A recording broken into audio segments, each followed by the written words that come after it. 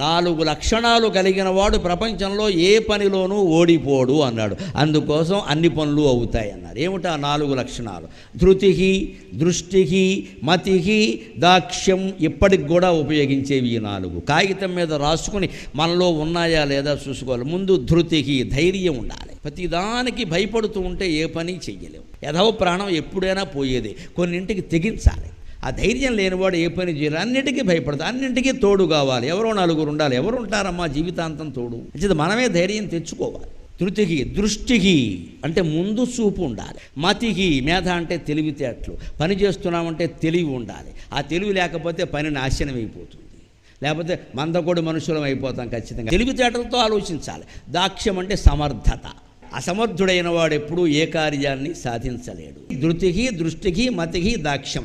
ఈ 4 లక్షణాలు ఉంటే హనుమంతుల్లా మనం కూడా పనులు సాధిస్తాం.